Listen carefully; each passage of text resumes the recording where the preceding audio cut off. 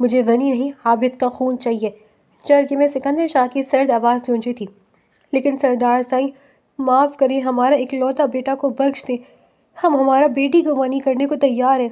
خدا بخش کی کمزور آواز بھی اس پتھر دل انسان پر اثر انداز نہ ہوئی۔ نکاح خواہ کا انتظام کیا جائے، نکاح ابھی ہوگا، اور نکاح کے بعد خدا بخش بھول جانا تمہاری کوئی بیٹی بھی تھی۔ حاکم شاہ نے سرد آواز میں اپنا فیصلہ سنایا تھا اور اپنے دادا سائی کے الفاظ حرف آخر ہوتے تھے سکندر حاکم شاہ کے لیے۔ اس نے ایک شکوہ بھری نگاہ اپنے دادا سائی پر ڈالی تھی اور نہ چاہتے ہوئے بھی اسے خاموشی سے اپنے دادا کے حکم پر سر جھکانا پڑا، لیکن اس کی سیاہ آنکھوں میں دہکتی جنون کے ساتھ ساتھ بغاوت بھی واضح تھی۔ رکو، یہ لڑکی میری مجرم ہے، اس کے ساتھ جو کچھ کرنا ہے میں کروں گا۔ یہ حویلی میں نہیں جائے گی، اس کا ٹھکانہ میں مقرر کروں گا۔ ان کی گاڑی جیسے ہی حویلی کے احاطے میں رکی تو اس کے دادا سائی نے ایک ملازمہ کو بلا کر حکم دیا کہ اس لڑکی کو اندر لے جایا جائے، جس پر سکندر شاہ اس ملازم کو روکتے ہوئے بولا تھا۔ اس کی نظریں خود پر جمی دیکھ کر روحا کانپ اٹھی تھی۔ کیا مطلب ہے تمہارا؟ اس کے دادا سائی حیرت سے اسے دیکھتے ہوئے پوچھنے لگے۔ میرا یہی مطلب ہے دادا سائی کہ آپ نے اس کا نکاح مجھ سے کروایا، اب اس لڑکی کے ساتھ جو کرنا ہے اس کا فیصلہ میں خود کروں گا، میرے علاوہ وہ اس لڑکی کا کسی سے کوئی تعلق نہیں ہوگا، اس نے حتمی انداز میں کہا، جس پر اس کی دادا سائی خاموش رہ گئی۔ ٹھیک ہے، جیسی تمہاری مرضی، تم جو مرضی اس کے ساتھ سلوک کرو، ہمیں سب سے کوئی فرق نہیں پڑتا۔ وہ اس کا انداز دیکھتے ہوئے یہ کر کر اندر بڑھ گئے تھے۔ سب لوگ دفع ہو جاؤ یہاں سے، مجھے کوئی نظر نہ آئے ادھر۔ سکندر شاہ کی دھاڑ پر وہاں موجود ملازمین فوراً سے غائب ہو گئے تھے، جبکہ روحا خوف سے کانپتی ہوئی اس حسین نوجوان کو دیکھ رہی تھی۔ چلو لڑکی، میرے ساتھ چلو، وہ ارد گرد کسی کو نہ پا کر اسے اب دیکھتے ہوئے بولا تھا۔ وہ اس ایلیا حویلی کے پیچھے بنی انیکسی کی طرف آیا تھا۔ زینت بھی؟ سکندر شاہ نے کسی کو آواز لگائی تھی۔ کچھ ہی دیر بعد ایک عورت باہر آئی۔ جی سائیں، وہ سر جھکائے اس کے سامنے کھڑی ہوئی تھی۔ زینت بھی؟ وہ کونے والا کمرہ کھول کر اس کی ابھی صفائی کروائیں۔ اس کے حکم پر زینت بھی نے فوراً اپنی بیٹیوں کو آواز دی۔ وہ ایک پرانا بوسیدہ کمرہ تھا جو کہ عرصے سے بند پڑا تھا۔ زینت بھی اپنی بیٹیوں کے ساتھ اس کمرے کی صفائی کرنے کے لیے اس کمرے کی جانب بڑھ گئی تو سکندر شاہ اب اپنے پیچھے ڈری سہمی ہوئی اس لڑکی کی جانب متوجہ ہوا۔ تمہیں بہت شوق تھا نا اپنے بھائی کی خاطر قربانی دینے کا، تمہیں یہ معلوم بھی ہے کہ ونی کا کیا مطلب ہوتا ہے؟ وہ اس کم سن لڑکی پر ایک قہر بھری نظر ڈال کر غرایا تھا۔ وہ ڈر کر پیچھے ہوئی تھی۔ مجھے معاف کر دیں، مجھے کچھ نہیں پتا آپ کیا کہہ رہے ہیں، مجھے اماں نے بولا تھا سب کے سامنے یہی کہنا ہے، مجھے معاف کر دیں۔ اس لڑکی کی معصومیت سے کہتے ہی سکندر شاہ کو جھٹکا لگا تھا۔ عمر کیا ہے تمہاری؟ وہ سنجیدگی سے پوچھنے لگا۔ 17 سال۔ اس کی بات پر وہ ایک گہرا سانس لے کر رہ گیا۔ کیا تم جانتی ہو ہمارے نکاح کے بارے میں؟ اس کے سنجیدہ سوال پر وہ نا سمجھی سے اسے دیکھنے لگی اور وہ پل میں سمجھ گیا کہ یہ معصوم اور بیوقوف لڑکی یہ تک نہیں جانتی کہ وہ اس کا شوہر ہے۔ ساتھ ہی اسے افسوس بھی ہوا تھا کہ اس معصوم و ناسمجھ لڑکی کو اس کی اپنوں نے اس اندھے کنویں میں پھینک دیا تھا۔ دیکھو لڑکی، میں اس رسم کے سخت خلاف ہوں، میں کسی صورت اس کے حق میں نہیں تھا۔ مجھے اپنے بھائی کے لیے انصاف چاہیے، خون کے بدلے خون۔ میں بہت جلد تمہارے بھائی کو پکڑ لوں گا اور تب سب کے سامنے اس رسم کو دھتکار کر تمہیں آزاد کر کے تمہارے گھر والوں کے حوالے کر دوں گا۔ تب تک تم یہاں محفوظ رہو گی۔ مجھے سخت نفرت ہے اس رسم سے اور میں اس رسم کو پروان نہیں چڑھنے دوں گا۔ تم تب تک یہاں رہو گی جب تک میں تمہارے بھائی کو پکڑ نہیں لیتا۔ تم بس میرے نزدیک ایک بے سہارا لڑکی ہو جسے میں کچھ عرصے کے لیے اپنی حویلی میں سہارا دوں گا۔ اس کے علاوہ تم میری کچھ نہیں لگتی۔ تمہیں بس یہی رہنا ہے اور کبھی غلطی سے بھول کر بھی حویلی کے آگے حصے کی جانب نہیں آنا، سمجھ گئی؟ وہ سنجیدگی سے اسے کہہ رہا تھا اور وہ نہیں جانتا تھا وہ اس کی باتیں سمجھ پائی ہے یا نہیں، لیکن اس نے اپنی طرف سے سب کچھ واضح کر دیا تھا۔ وہ خاموشی سے اس شخص کی باتیں سنتی ان پر سر جھکا گئی تھی۔ زینت بھی؟ یہ لڑکی ونی ہو کر آئی ہے اور یہ اب سے اسی کمرے میں رہے گی۔ اس کی تمام ضروریات پوری کی جائیں اور 3 وقت کا کھانا اور کپڑے وغیرہ ہر چیز اس تک پہنچائی جائے، لیکن یاد رکھے کہ اگر یہ بات حویلی کی مکینوں تک پہنچی تو مجھ سے برا کوئی نہیں ہوگا۔ یہ لڑکی یہاں رہے گی، اس بات کی خبر کسی کو نہیں لگنی چاہیے اور نہ ہی یہ لڑکی کبھی حویلی کے سامنے والے حصے میں مجھے نظر آنی چاہیے۔ اس لڑکی کی ذمہ داری اب آپ پر ہے پوری طرح سے۔ جب تک میں نہیں کہتا تب تک یہ لڑکی یہیں رہے گی اور اس کا خیال آپ رکھیں گی۔ وہ اس کی بات پر جلدی سے سر ہلا گئی تھی۔ ایک نظر سر جھکائے کھڑی روحا پر ڈال کر وہ اپنی شال جھٹک کر وہاں سے نکل گیا تھا۔ اسے وہاں رہتے ہوئے 3 ماہ ہو گئے تھے۔ اس عرصے میں وہ وہاں پرسکون سی رہ رہی تھی۔ وہ ایک چھوٹا سا پرانا سا کمرہ تھا، لیکن اس میں اس کی ضرورت کی ہر شے موجود تھی۔ ایک چھوٹا سا پلنگ، ایک لکڑی کی الماری، ایک کرسی اور میز، ساتھ میں چھوٹا سا واش روم۔ اس کے لیے تو یہ بھی بہت زیادہ تھا، کیونکہ ان کا تو 2 کمروں کا کچا مکان تھا جہاں وہ نیچے ہی سوتے تھے۔ صرف 2 کھٹ تھیں جن پر اس کے باپ اور بھائی سوتے تھے، اور وہ ماں بیٹی نیچے بستر لگا کر سو جاتی تھی۔ اسے 3 وقت کا پیٹ بھر کر کھانا، کپڑے اور ضرورت کی تمام چیزیں زینت بی نے مہیا کر دی تھی۔ اس کا دن اپنے کمرے میں گزرتا تھا۔ شام کو جب زینت بی کی بیٹیاں اسکول پڑھ کر واپس آتیں تو وہ بھی شام کو ان کے ساتھ نکل کر پچھلے حصے میں بنے صحن میں کھیلا کرتی تھیں۔ رات کو وہ دیر رات تک زینت بی اور ان کی بیٹیوں کے ساتھ بیٹھی رہتی تھیں۔ حویلی میں ویسے تو بہت سے ملازمین تھے، لیکن زینت بی ایک بیوہ تھیں اور ان کا شوہر شاہوں کی خدمت کرتے ہوئے ان کے دشمنوں کے ہاتھ مارا گیا تھا۔ ان کی 3 بیٹیاں تھیں۔ ان کے شوہر کے مرنے کے بعد شاہوں نے ان کی اور ان کی بیٹیوں کی ذمہ داری اٹھا لی تھی اور حویلی کے پیچھے بنی انیکسی میں ان کے رہنے کا انتظام کیا تھا۔ باقی ملازمین کے لیے علیحدہ کوارٹرز تھے جو کہ حویلی کے احاطے میں ہی کچھ فاصلے پر بنے تھے۔ اس طرف حویلی کے دوسرے ملازمین نہیں آتے تھے اور حویلی کے مکینوں کا تو اس طرف آنا کا سوال ہی پیدا نہیں ہوتا، اس لیے سکندر شاہ کو یہی بہترین جگہ لگی تھی روحا کو چھپانے کے لیے۔ حویلی کی خواتین نے سوال تو اٹھایا تھا کہ آخر وہ لڑکی کہاں ہے جس کی بنی کیا گیا ہے، لیکن سکندر شاہ نے انہیں خاموش کروا دیا۔ وہ پچھلے 3 ماہ سے روحا کے بھائی کو پاگلوں کی طرح ڈھونڈ رہا تھا، لیکن شاید اسے شک ہو گیا تھا، اس لیے جس دن روحا کا نکاح کروایا گیا اسی دن وہ یہاں سے بھاگ گیا تھا۔ اس نے اپنے آدمی اس کے پیچھے لگائے ہوئے تھے، لیکن 3 ماہ سے اس کا کچھ پتہ نہیں چل رہا تھا، ورنہ اس کا ارادہ تھا کہ جلد از جلد اس کو قتل کر کے اس لڑکی سے جان چھڑوا لے گا، لیکن وہ تھا کہ اسے مل ہی نہیں رہا تھا، اور یہ بات اسے غصے سے آنکھ بگولا کر رہی تھی۔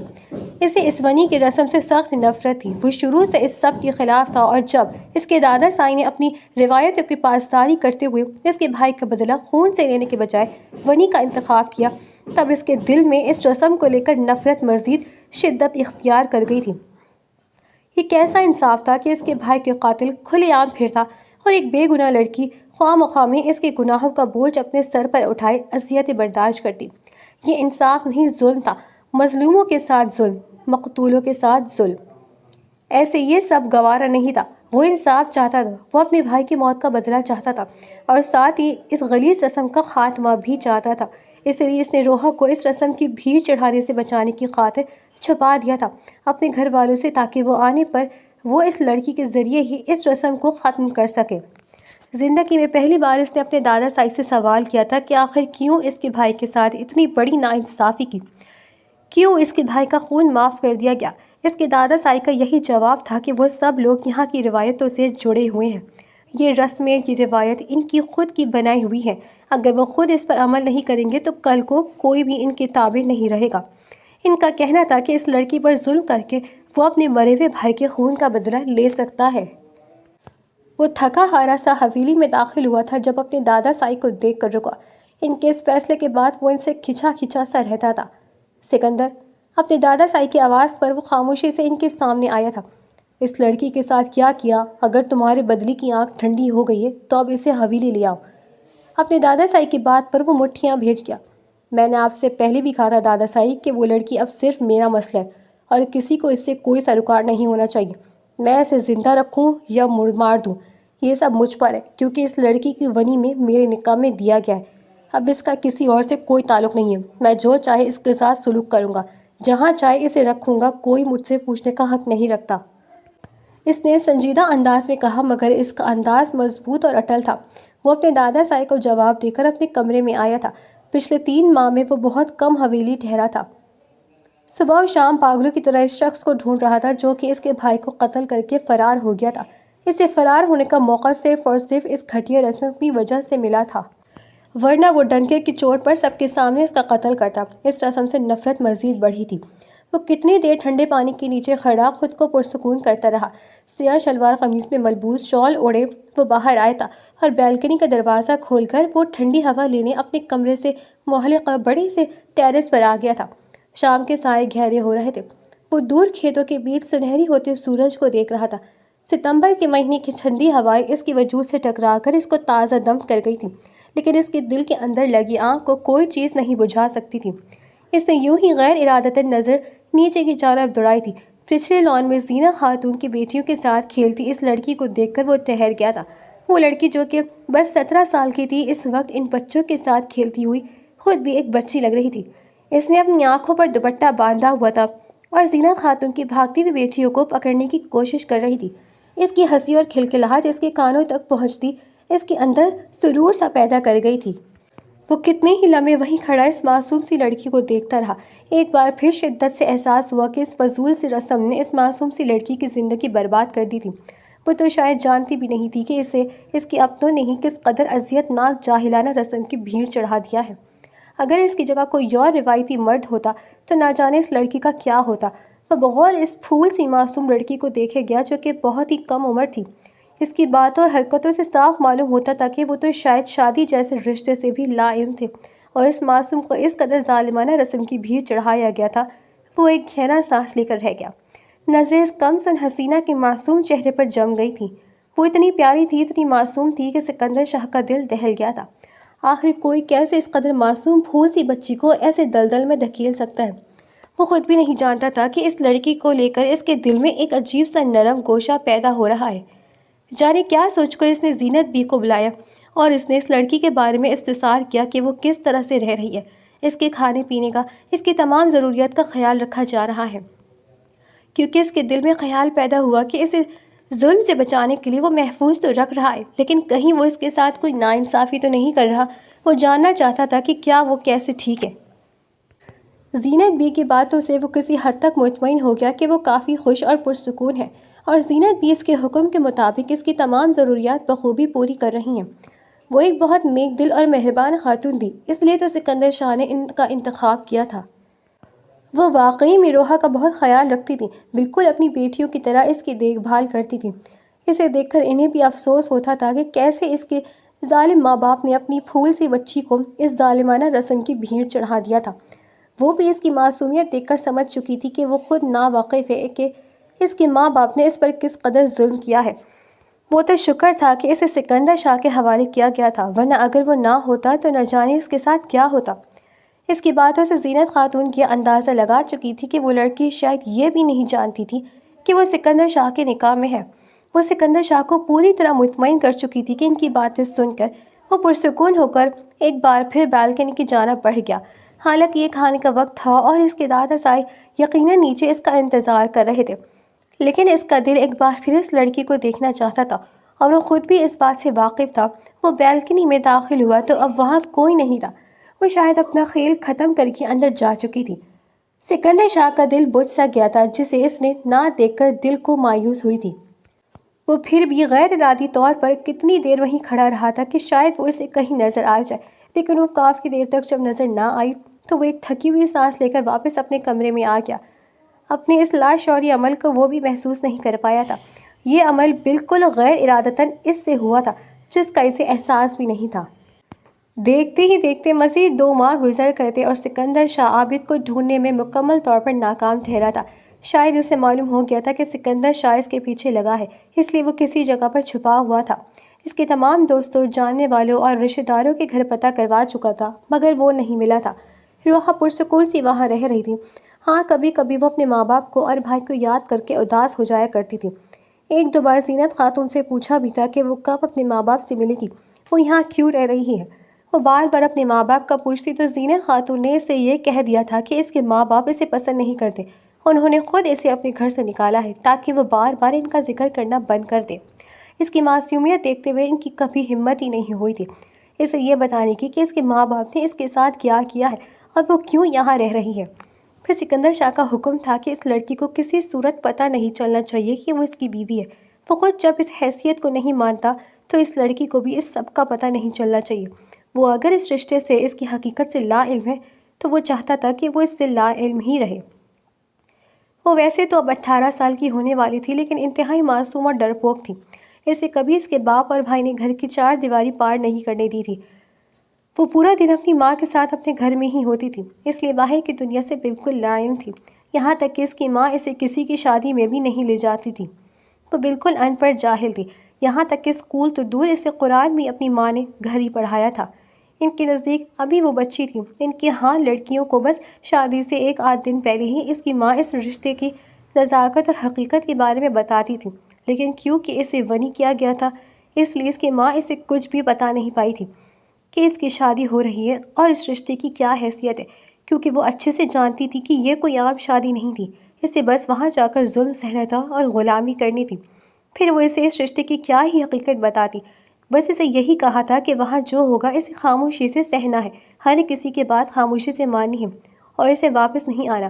اگر خود سکندر شاہ اسے یہ نہ کہتا کہ اس کے بھائی کو ڈھونڈ کر وہ اسے واپس اس کے ماں باپ کے پاس بھیج دے گا، تو وہ کبھی زینت بی سے اپنے ماں باپ کے بارے میں نہ پوچھتا۔ اسی لیے نہ تو وہ نکاح کا مطلب جانتی تھی اور نہ سمجھتی تھی۔ اس دن سکندر شاہ کی باتیں بھی پوری طرح اس کی سمجھ میں نہیں آئی تھی، اسے بس اتنا سمجھ آیا تھا کہ وہ اس کے بھائی کو ڈھونڈ کر اسے اس کے گھر بھیج دے گا، تب تک اسے یہیں رہنا ہے۔ حویلی میں کسی ملازمہ کی بیٹی کی شادی تھی، زینت خاتون کی بیٹیاں تیار ہوئیں تو روحا کو بھی ساتھ چلنے کا کہا۔ روحا بھی خوشی خوشی ان کے ساتھ تیار ہو کر شادی پر گئی۔ وہ زندگی میں پہلی بار کسی کی شادی میں آئی تھی اور بے حد خوش تھی۔ خوبصورت سے لال فراک میں وہ ہلکی سی سرخی ہونٹوں پر لگائے اپنے معصوم اور حسین چہرے کے ساتھ بے حد خوبصورت لگ رہی تھی۔ اپنی معصومیت میں وہ آنکھیں پھیلائے ہر شے کو بغور دیکھ رہی تھی۔ یہ سب کچھ اس کے لیے بہت ہی نیا اور الگ تھا۔ واپس آ کر اس نے زینت خاتون سے ضد کی کہ اسے بھی شادی کرنی ہے، جس پر وہ سچ پٹا کر اسے خاموش کروا گئی تھی۔ اس نے پہلی بار شادی دیکھی تھی اور اب اس کا بھی دل چاہ رہا تھا کہ وہ بھی دلہن بنے۔ وہیں دوسری جانب سکندر شاہ عابد تک کو نہیں پہنچ پایا تھا، لیکن اب ہر روز شام کو جلد گھر واپس آ جایا کرتا تھا۔ اس کی وجہ صرف اور صرف اس لڑکی کی ایک جھلک تھی۔ وہ ہر روز شام کو اپنے بالکنی کے ٹیرس میں آ کر کھڑا ہوتا تھا اور جتنی دیر تک وہ لڑکی وہاں کھیلتی رہتی تھی وہ خاموشی سے اسے دیکھتا تھا۔ اسے دیکھنا جیسے اس کا معمول، اس کی عادت بن گئی تھی۔ وہ خود بھی نہیں جانتا تھا کہ وہ یہ سب کیوں کرتا ہے، یا شاید وہ اپنے دل میں پلتے جذبات سے خود ہی نظریں چرا رہا تھا۔ وہ کسی صورت یہ ماننے کے لیے تیار نہیں تھا کہ وہ چھوٹی اور معصوم سی لڑکی جو کہ اس کی بیوی تھی، وہ اس کے دل کو بھا گئی تھی۔ اسے دیکھ کر اسے سکون ملتا تھا، اسے دیکھ کر لگتا تھا کہ اس کے معصوم چہرے کو وہ گھنٹوں نہار سکتا ہے۔ وہ معصوم اس کی نظروں اور موجودگی سے لائم اپنی ہی شرارتوں میں مگن نظر آتی تھی، اور اس کی ہر حرکت پر وہ شخص اپنی آنکھوں کے ذریعے دل میں اتارتا تھا۔ روحا کو علم ہی نہیں تھا کہ کون آنکھوں میں تشنگی لیے اسے نہارتا ہے۔ وہ جس دن شادی سے واپس آئی تھی، اس دن سکندر شاہ کتنی ہی دیر ٹیرس میں کھڑا اس کا انتظار کرتا رہا، لیکن کیونکہ وہ شادی پر گئی ہوئی تھی اس لیے اسے وہ وہاں نظر نہیں آئی تھی۔ کافی دیر بعد جب وہ مایوس ہو کر جانے لگا تھا تب وہ اسے نظر آئی تھی، اور یہ نظر اسے ساکت کر گئی تھی۔ وہ معصوم سی کم سن حسینہ سادہ سے لال فراک میں ہونٹوں پر ہلکی سی سرخی لگائے اتنی پیاری لگ رہی تھی کہ اس کا دل الگ سے انداز میں دھڑکنے لگا۔ آج اسے دیکھ کر احساس ہو رہا تھا کہ وہ معصوم سی لڑکی بلا کی حسین تھی۔ وہ اتنے شفاف اور مکمل حسن کی مالک تھی کہ اس نے شاید ہی اپنی زندگی میں اس جیسا حسن کبھی دیکھا ہو۔ 28 سالہ زندگی میں پہلی بار سکندر شاہ کی دھڑکنوں نے بدلی تھی۔ اس کی دھڑکنیں کسی عجب ہی تال پر رقص کر رہی تھی۔ وہ اپنے دل کی کیفیت سے خود ہی گھبرا گیا تھا۔ وہ آج پھر حسب معمول ٹیرس پر کھڑا اس کا انتظار کر رہا تھا۔ زینت خاتون کی بیٹیاں اسے کھیلتی ہوئی نظر آئی تھیں، لیکن وہ کہیں نہیں تھی۔ اس کا دل بے چین ہوا تھا اور آنکھیں اسے دیکھنے کے لیے بے قرار تھیں۔ وہ آخر کہاں تھی؟ پچھلے 2 ماہ سے وہ ہر دن اس وقت یہیں پر پائی جاتی تھی۔ آج اس کا حسب معمول یہاں موجود نہ ہونا اس شخص کو بے چین کر گیا تھا۔ کیا وہ بیمار تھی؟ وہ یہاں پر کیوں نہیں تھی؟ وہ یہ سوچ سوچ کر پریشان تھا۔ وہ بھی بمشکل خود پر قابو پانے کی کوشش کر رہا تھا جب اسے اس کے چیخنے کی آواز سنائی تھی۔ اس کا دل خوف سے دھڑکا تھا۔ وہ دیوانہ وار اپنے کمرے سے نکلتے سیڑھیوں کی جانب بڑھا تھا اور بھاگ کر حویلی سے نکلتا حویلی کے پچھلے حصے میں آیا تھا۔ اس کے کمرے کا دروازہ کھلا تو وہ وہاں نہیں تھی۔ وہ اب زینت خاتون کے کمرے کی جانب بڑھ گیا۔ اس کی بیٹیاں اندر چولہے پر لکڑیوں کے ذریعے آگ جلا رہی تھی۔ دروازہ بند ہونے کی وجہ سے شاید ان تک اس کی چیخ کی آواز نہیں پہنچی تھی۔ اس نے ہڑبڑا کر روحا کا پوچھا تو انہوں نے لا علمی کا اظہاریہ کیا کہ یہ کہہ کر کہ شاید وہ اپنے کمرے میں، جبکہ وہ اسے دیکھ چکا تھا وہ وہاں نہیں تھی۔ اس شخص کی روح فنا ہوئی تھی، وہ کہاں گئی تھی؟ وہ باہر نکل کر پھر آس پاس دیکھنے لگا، جب ایک طرف درختوں کے جھنڈ کی طرف سے اسے دبی دبی سی آوازیں آنے لگی۔ وہ اس جانب بڑھا تھا۔ تھوڑا سا آگے جاتے ایک بڑے سے درخت کی اونٹ میں نظر آنے والا منظر اس کی رگوں میں خون کی جگہ آگ دوڑا گیا تھا۔ وہ قہربار نظروں سے یہ منظر دیکھتا تیزی سے آگے بڑھا تھا اور روحا کے اوپر جھکتے اس شخص کو گدی سے پکڑ کر پیچھے کی جانب کھینچا تھا۔ اگلے ہی پل وہ شخص اس کے مکوں اور لاتوں کی زد میں تھا۔ وہ سنجیدہ سا باوقار سا نوجوان اس وقت وحشیوں کی طرح اس شخص کو مار رہا تھا۔ وہ بری طرح خون اور خون ہو گیا تھا، لیکن وہ تھا کہ رکنے کا نام ہی نہیں لے رہا تھا۔ اپنے پیچھے سے آنے والی دبی دبی سسکیوں کی آواز پر اس نے اس شخص کو چھوڑ کر پیچھے دیکھا تھا۔ وہ سہمی ہوئی سی خوف سے کانپتے ہوئے سے دیکھ رہی تھی۔ وہ اس شخص کو ایک اور زوردار مکہ مارتے ہوئے وہی چھوڑ کر اب اس کی جانا پڑا تھا۔ بغیر کچھ کہے وہ اسے خود میں سمیٹ گیا تھا۔ اس کا خود کا دل خوف سے دھڑک رہا تھا۔ اگر اسے ذرا سی دیر ہو جاتی تو جانے کیا ہو جاتا۔ اس شخص نے روحا کو کل شادی میں دیکھا تھا اور اس کی خوبصورتی دیکھ کر وہ پاگل ہو گیا تھا۔ وہ حویلی کا ہی ایک ملازم تھا جس کی نیت اس پر خراب ہو گئی تھی۔ وہ کب سے موقع کی تاک میں تھا اور جب روحا یہاں درختوں کے قریب لگے پھول توڑنے آئی تھی تو وہ اس پر جھپٹ پڑا اور اسے گھسیٹ کر درخت کی اونٹ میں لے گیا تھا۔ زینت خاتون کی بیٹیاں یہ سمجھ رہی تھی کہ وہ شاید اپنے کمرے میں ہے، کیونکہ اس نے کہا تھا کہ اس کی طبیعت آج کچھ ٹھیک نہیں ہے، اس لیے انہوں نے اسے تنگ نہیں کیا تھا۔ جب زینت بھی خود ابھی تک حویلی میں تھی، وہ شخص اسے اپنے سینے سے لگائے ہوئے تھا۔ وہ معصوم سی لڑکی اس کی اپنی حویلی میں محفوظ نہیں تھی۔ اس کا دل جل رہا تھا، اس کی وجود میں جھکڑے سے چل رہے تھے۔ سب ٹھیک ہے، کچھ نہیں ہوا، یہ بس ایک برا خواب تھا، سب بھول جاؤ۔ وہ اسے خود سے لگائے تسلی دے رہا تھا جبکہ وہ خوف سے کانپے جا رہی تھی۔ وہ نہیں جانتی تھی کہ یہ شخص اس کا شوہر، اس کا مرہم ہے، لیکن پھر بھی اس کی پناہوں میں اسے ایک عجیب سا سکون مل رہا تھا۔ اسے ایک عجب سے تحفظ کا احساس ہو رہا تھا۔ سکندر شاہ نے فیصلہ کر لیا تھا، وہ اسے یہاں نہیں رکھے گا۔ وہ یہاں محفوظ نہیں تھی، وہ اسے یہاں سے دور کسی محفوظ جگہ پر لے جائے گا۔ وہ اسے اپنے بازوؤں کے حلقے میں لیے وہاں سے نکلا تھا اور حویلی والوں کی نظروں میں آئے بغیر ہی اسے اپنی گاڑی میں بٹھا کر اپنی حویلی سے باہر لے آیا تھا۔ ہم کہاں جا رہے ہیں؟ وہ خوف سے تنرفزی سے دیکھتے ہوئے پوچھ رہی تھی۔ اس نے ایک نظر اس معصوم چہرے پر ڈالی تھی، وہ اب بھی ڈری ہوئی لگ رہی تھی۔ ڈرو مت، ہم ایک محفوظ جگہ جا رہے ہیں جہاں کوئی تمہیں کچھ نہیں کہے گا۔ وہ اس کو ڈرے سہمے دیکھ کر خود پر ضبط کرتا تسلی دینے لگا۔ وہ اب بھی ڈری ہوئی اسے دیکھ رہی تھی۔ اس کی آنکھوں میں آنسو دیکھ کر ایک بار پھر اس کے خون میں ابال اٹھے تھے۔ وہ یہاں آنے سے پہلے اپنے ایک آدمی کو فون کر کے اس شخص کو گھسیٹ کر تہہ خانے میں ڈالنے کا بول چکا تھا۔ وہ اس لڑکی کو نارمل کر کے کسی محفوظ مقام پر پہنچانے کے بعد اس شخص کا ایسا حشر کرنے والا تھا کہ وہ زندگی بھر یاد رکھتا۔ اس نے سکندر شاہ کی بیوی پر بری طرح نظر ڈالی تھی۔ وہ اس شخص کو اس دنیا سے مٹا کر ہی دم لے گا۔ روحا خاموشی سے اس وجیح نوجوان کو دیکھ رہی تھی۔ یہ شخص اس کا کچھ نہ لگتے ہوئے بھی اسے اپنا سا لگتا تھا۔ اس کا دل اس شخص کی باتوں پر یقین سا تھا جسے وہ اس کا محافظ ہو، حالانکہ یہ اس سے دوسری ملاقات تھی۔ تمہیں بھوک لگی ہے؟ وہ نفی میں سر ہلانے لگی۔ تم وہاں کیسے پہنچی؟ وہ اب سنجیدگی سے پوچھنے لگا۔ میں پھول توڑنے گئی تھی۔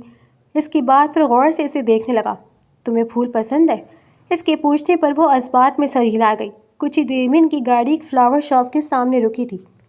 وہ خاموشی سے دروازہ کھول کر باہر نکل گیا تھا جبکہ وہ اپنی ہی سوچوں میں گم تھی۔ وہ کچھ دیر بعد ایک بڑا سا فلاور بکے لیے گاڑی میں آ کر بیٹھا تھا اور بکے اس کی گود میں رکھ دیا۔ وہ جو اپنی ہی سوچوں میں ڈوبی ہوئی تھی چونک گئی۔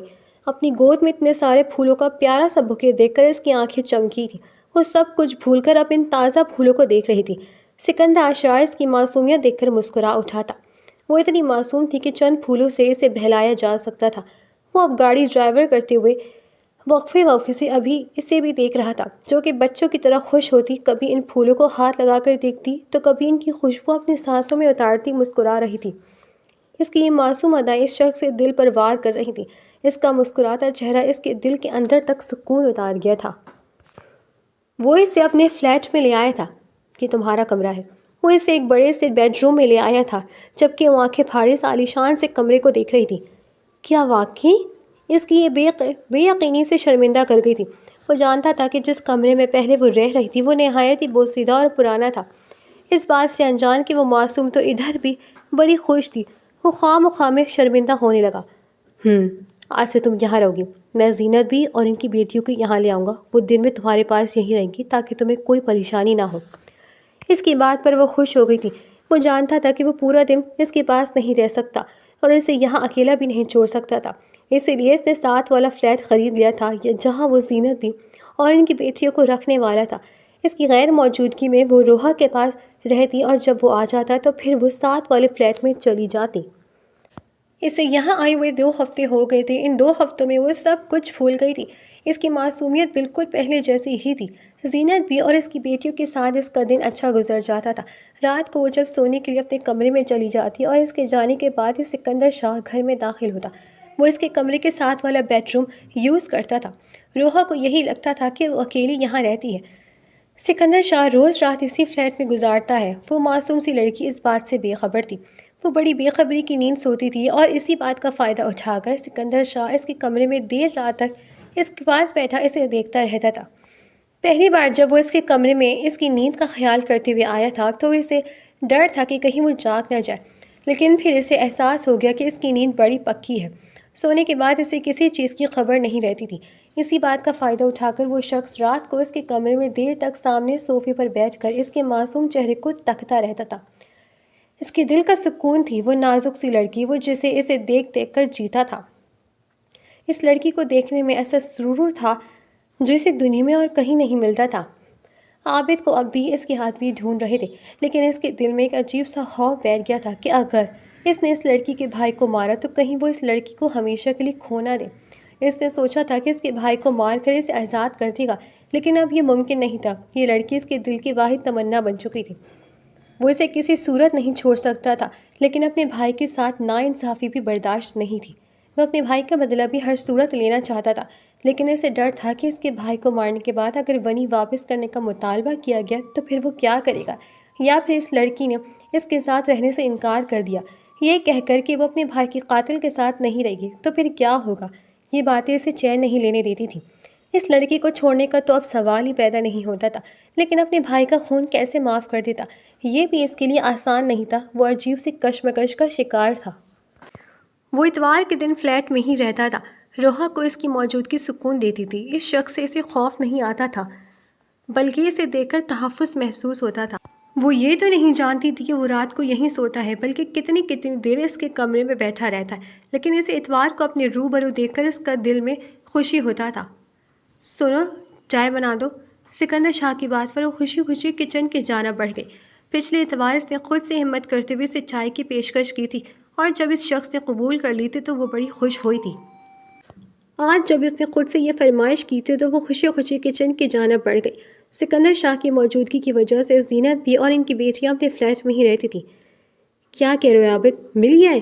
کہاں ہے وہ؟ ٹھیک ہے، میں آ رہا ہوں۔ وہ اپنے آدمی سے ملنے والی خبر پر چونکا ہوا تھا۔ فون بند کرتے وہ موڑا کہ روحا کو سامنے پا کر اس کا دل عجیب سے انداز میں دھڑکا تھا۔ کیا بھائی مل گئے ہیں؟ اس کی معصومیت سے پوچھنے پر وہ شخص بولنا تو دور سر تک نہ ہلا سکا تھا۔ تو کیا اب آپ مجھے میرے ماں باپ کے پاس چھوڑ دیں گے؟ وہ پریشانی سے پوچھنے لگی، جبکہ اس کی بات پر وہ شخص سر جھکا گیا تھا۔ اس کی بات پر دل خوف سے دھڑکا تھا۔ اس نے اس سے وعدہ کیا تھا کہ لیکن اب وہ ایسا کسی صورت نہیں چاہتا تھا۔ وہ کیسے اس لڑکی کو چھوڑ سکتا تھا؟ یہ اس کے لیے ممکن نہیں تھا۔ آپ سے ایک بات کہوں؟ وہ جو خاموشی سے آنے والے وقت سے خوفزدہ سا کھڑا تھا، اس کی بات پر چونک کر اسے دیکھنے لگا۔ زینت بھی کہتی ہیں کہ میرے ماں باپ مجھ سے پیار نہیں کرتے، اس لیے مجھے گھر سے نکال دیا۔ آپ مجھے میرے ماں باپ کے پاس مت چھوڑیے گا، آپ میری شادی کرا دیجیے کسی پیارے سے دلہے سے، مجھے بہت شوق ہے شادی کا۔ اس کی بات سن کر سکندر شاہ کا دماغ بھگ سے اڑا تھا۔ اس کی رگوں میں انگارے دوڑنے لگی تھی۔ وہ آنکھیں میچ کر خود پر ضبط کرنے کی کوشش کرنے لگا۔ کیا بک رہی ہو؟ وہ غرایا تو وہ سہم گئی تھی۔ تمہیں اندازہ بھی ہے کہ تم کس کے سامنے کھڑی ہو؟ میں تمہارا شوہر ہوں، تمہاری شادی مجھ سے ہو چکی ہے۔ وہ غصے سے پاگل ہوتا اسے کھینچ کر اپنے حصار میں قید کرتا اس کی آنکھوں میں آنکھیں ڈالے جنونی انداز میں بولا۔ تو وہ ساکت سی منہ کھولے سے دیکھے گئی۔ یہ شخص اس کا شوہر تھا، اس کی شادی ہو چکی تھی، لیکن کب؟ اس کی آنکھوں کے پردے پر بے اختیار وہ شادی لہرائی جو اس نے زینت بی کی بیٹیوں کے ساتھ جا کر دیکھی تھی۔ وہ تو ایسے دلہن بنی نہیں تھی، اس کی تو ایسے شادی نہیں ہوئی تھی۔ پھر یہ شخص کیا کہہ رہا تھا؟ وہ ناسمجھی سے دیکھ رہی تھی۔ اس کا ذہن کچھ بھی سمجھ نہیں پا رہا تھا، لیکن اس شخص کے تیور دیکھ کر اس میں ہمت نہیں ہوئی تھی کچھ پوچھنے کی۔ میں تمہیں بتاؤں گا کہ تم کس کی ملکیت ہو، ایک بات ذہن نشی کر لو، تم میری ہو اور تمام عمر میری ہی رہوگی۔ تمہارے ذہن میں خیال بھی کیسے آیا شادی کا؟ وہ تو جیسے اس کی بات پر ہی اپنا آپا کھو بیٹھا تھا۔ میں تمہیں اب ایسا کچھ سوچنے کی اجازت نہیں دوں گا۔ میں تم پر اس طرح سے اپنی چھاپ چھوڑوں گا کہ تم میرے سوا کچھ اور سوچنے کے قابل ہی نہیں رہو گی۔ وہ غصے سے پاگل ہو گیا تھا۔ یہ کہتا ہوا وہ اگلے ہی پل اسے اپنی گود میں اٹھا گیا تھا۔ اس کی چیخ فضا میں گونجی تھی۔ وہ اس کے لیے بیڈ روم میں داخل ہوا اور اسے بیڈ پر گراتے ہوئے اس پر حاوی ہوا تھا۔ وہ ابھی اس پر جھکتا کہ اس کی ڈری سہمی آنکھوں میں آنسو تیرتے دیکھ کر وہ جیسے ہوش میں آیا تھا۔ یہ وہ کیا کر رہا تھا؟ وہ ایک معصوم سی لڑکی تھی جو کہ ان کے رشتے سے ہی ناواقف تھی، جو کہ یہ نہیں جانتی تھی کہ اس کے گھر والوں نے اس کے ساتھ کیا کیا اور وہ بھی اسے تکلیف پہنچا رہا تھا۔ اس کا دل جیسے اس کے آنسو بھری آنکھوں میں ڈوب کر ابھرا تھا۔ اس کے اندر تک ندامت اتر گئی تھی کہ وہ کیا کر رہا تھا۔ اس معصوم سی لڑکی کو اپنے ہاتھوں سے اذیت دینے لگا تھا۔ وہ تیزی سے وہاں سے اٹھ کر اس کمرے سے نکلتا چلا گیا۔ پیچھے وہ پھوٹ پھوٹ کر رونے لگی تھی۔ کچھ ہی دیر بعد زینت بھی اندر داخل ہوئی تو اسے روتا ہوا پایا۔ کیا ہوا ہے؟ وہ پریشانی اس کے پاس آئی تھی۔ میں نے تو بس یہی کہا تھا کہ مجھے گھر سے بھیجنے کے بجائے میری شادی کروا دیں۔ پتہ نہیں وہ کیوں اتنا غصہ ہو گئے، مجھ پر اتنی زور سے چلائے، مجھے اتنی زور سے وہاں سے اٹھا کر اس بیڈ روم میں پھینکا۔ میری شادی تو نہیں ہوئی۔ وہ کہتے ہیں کہ میری شادی ہو گئی ہے، لیکن میں تو دلہن نہیں بنی جس طرح ماریہ کی شادی ہوئی تھی۔ میری ایسی شادی تو نہیں ہوئی۔ پھر وہ کیوں کہہ رہے تھے ایسا؟ وہ روتے ہوئے کہہ رہی تھی جبکہ وہ اس کی بات پر اپنا سر پکڑ کر رہ گئی۔ وہ نہیں چاہتی تھی کہ وہ سکندر شاہ کو غلط سمجھے۔ وہ شخص تو اس کا مسیحا تھا۔ وہ نہیں چاہتی تھی کہ وہ اس شخص کو لے کر اپنے دل میں کوئی وہم پالے، اس لیے انہوں نے فیصلہ کیا کہ اسے سب کچھ سچ بتا دے۔ وہ شخص رات کو واپس آئے تو امید تھا کہ وہ سو گئی ہوگی، لیکن اس کی توقع کے برعکس وہ اسے لاؤنج میں ہی صوفے پر بیٹھی ہوئی مل گئی۔ اسے دیکھ کر ہی وہ کھڑی ہوئی تھی۔ وہ آج کے دن کسی صورت اس لڑکی کا سامنا نہیں کرنا چاہتا تھا۔ جو کچھ وہ اس کے ساتھ کرنے والا تھا، اس کی بات اس میں ہمت نہیں تھی اس لڑکی کے مقابل کھڑا ہو سکتا۔ وہ بنا کچھ کہے بھاگ کر اس کے سینے سے آ لگی تھی، جس پر وہ اپنی سانس تک روک گیا تھا۔ کیا یہ کوئی خواب تھا؟ وہ دلی دل میں خود سے استفسار کرنے لگا۔ کیا آپ میرے بھائی کو مار دیں گے؟ اس کے سوال پر وہ ساکت ہو کر اسے دیکھنے لگا۔ اسے یہ بات زینت بھی سے معلوم ہوئی تھی۔ تمہارے بھائی نے میرے بھائی کو مارا ہے، تمہیں پتہ نہیں ہے، لیکن تمہارے باپ نے اس دن تمہاری شادی مجھ سے کروا دی تھی۔ تم میری بیوی ہو اور میں تمہارا شوہر۔ یہ شادی بدلے کے طور پر کی گئی تھی، لیکن میں نے اس سب کو قبول نہیں کیا۔ میں اپنے بھائی کی موت کا بدلہ خون کی صورت میں چاہتا تھا۔ تمہارے بھائی اس وقت میرے پاس ہے، مگر میں اب یہ شادی قائم رکھنا چاہتا ہوں۔ روحا، میں تم سے محبت کرتا ہوں، تمہیں ہمیشہ کے لیے اپنے پاس رکھنا چاہتا ہوں۔ اب تم بتاؤ، اگر میں تمہارے بھائی کو مار دوں تو کیا تم رہو گی میرے ساتھ؟ کیا اس رشتے کو قبول کرو گی؟ کیا تم تب بھی مجھے قبول کرو گی اگر میں تمہارے بھائی کا قاتل بن جاؤں؟ وہ اپنے سوالوں کے جواب چاہتا تھا جو اسے الجھائے ہوئے تھا، اسی لیے اس لڑکی سے ہی یہ سوال پوچھ بیٹھا تھا، حالانکہ وہ جانتا تھا اس کا جواب اگر اس کی مرضی کے مطابق نہ ہوا تو وہ جان سے جائے گا۔ مجھے اس سب سے کوئی فرق نہیں پڑتا، وہ آپ کا اور بھائی کا معاملہ ہے۔ میں جانتی ہوں کہ آپ کے سوا میرا کوئی نہیں ہے۔ مجھے زینت بھی نے سب کچھ بتا دیا ہے۔ میں اب ہمیشہ آپ کے پاس رہنا چاہتی ہوں، مجھے اور کچھ نہیں چاہیے۔ وہ معصوم سی لڑکی سر جھکائے بولی تو وہ اس کی بات پر جی اٹھا تھا۔ اسے زینت بھی نے سب کچھ سچ بتا دیا تھا کہ کیسے اس کے ماں باپ نے اس کے بھائی کو بچانے کی خاطر اس کی قربانی دی تھی، اور ونی کس قدر خطرناک اور ظالمانہ رسم ہے۔ اگر سکندر شاہ اسے حویلی والوں سے نہ بچاتا تو نہ جانے وہ آج کس حال میں ہوتی، یا اگر سکندر کی جگہ کوئی اور شخص ہوتا تو اس معصوم کو روند کر رکھ دیتا۔ زینت بھی کی باتوں سے اس کی روح تک کانپ گئی تھی۔ اسے تو پتہ ہی نہیں تھا کہ اسے اتنے بڑے ظلم کی بھیڑ چڑھایا گیا تھا۔ زینت بھی کی باتوں سے ہی اسے احساس ہوا تھا کہ سکندر شاہ صرف اس کا شوہر ہی نہیں بلکہ اس کا محافظ ہے، اس کا مسیحا بھی ہے۔ اسے اب کوئی فرق نہیں پڑتا تھا کہ اس کا بھائی زندہ رہتا یا مر جاتا۔ اس کا اپنے رشتوں سے، اپنے ماں باپ سے اعتبار اٹھ گیا تھا۔ اس کے ماں باپ ہمیشہ اس کے بھائی کو اس سے زیادہ پیار کرتے تھے، لیکن وہ اس بھائی کے لیے اسے قربان کر دیں گے یہ اس کے وہم و گمان میں بھی نہیں تھا۔ یہ زینت بھی کی باتوں کا ہی اثر تھا کہ اس نے فیصلہ کر لیا تھا کہ چاہے کچھ بھی ہو جائے اب تمام عمر سکندر شاہ کی پناہوں میں گزارے گی۔ وہ جیسے رکھے گا وہ رہ لے گی، مگر اب کبھی واپس اپنے گھر والوں کے پاس نہیں جائے گی جنہوں نے اپنی بیٹی کی خاطر اسے قربان کرنے کی کوشش کی تھی۔ اس کے دل سے اپنوں کی محبت ختم ہو چکی تھی۔ وہ یہ مان چکی تھی کہ اب اس کا واحد سہارا سکندر شاہ تھا، جبکہ سکندر شاہ اس کی باتوں پر تشکر سے مسکرا دیا تھا۔ وہ کھینچ کر اسے اپنے سینے سے لگا گیا تھا۔ اسے اس کی محبت مل گئی تھی۔ وہ اپنے بھائی کا بدلہ لے سکتا تھا، اور اس کی محبت اس سب کے باوجود بھی اس کے ساتھ رہنے کو تیار تھی۔ اسے اور کیا چاہیے تھا؟ اس نے اس کے بھائی کو خود سزا دینے کے بجائے قانون کے حوالے کرنے کا فیصلہ کیا۔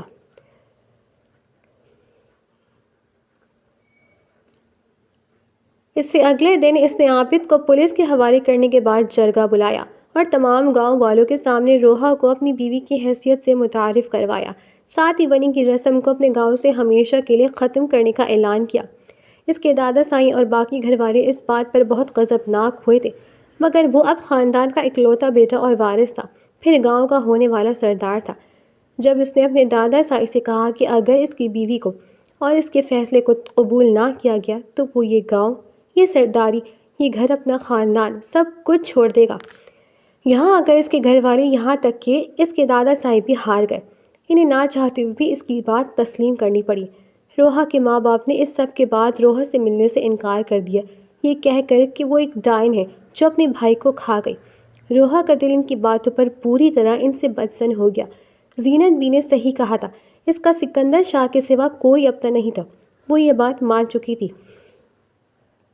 سکندر شاہ نے پورے گاؤں میں بڑے پیمانے پر اپنی شادی کی تقریب کا اعلان کیا تھا۔ وہ روحا کی تمام خواہشیں پوری کرنا چاہتا تھا، وہ اسے پوری عزت و احترام کے ساتھ اپنی دلہن بنانا چاہتا تھا، لیکن اس نے فیصلہ کر لیا تھا کہ وہ اسے حویلی میں اپنے گھر والوں کے ساتھ نہیں رکھے گا، کیونکہ ایک تو اسے یقین تھا کہ اس کے گھر والے اس کے فیصلے پر خاموش تو ہو گئے ہیں، لیکن اس کی بیوی کو نہ تو عزت دیں گے اور نہ ہی قبول کریں گے۔ وہ اس معصوم کو وہاں کسی صورت نہیں رکھنا چاہتا تھا، اس لیے اس نے فیصلہ کر لیا تھا کہ اسے شہر میں اپنے فلیٹ پر ہی رکھے گا۔ روحا کا دل بھی اس شخص کی محبت کا اسیر ہو گیا تھا۔ وہ نہیں جانتی تھی کہ یہ شخص اس کی کن نیکیوں کا ثمر تھا، جس نے اسے اذیتوں کے حوالے کرنے کی بجائے اسے خود میں حفاظت سے سمیٹ لیا تھا۔ وہ اپنے رب کا جتنا بھی شکر ادا کرتی کم تھا۔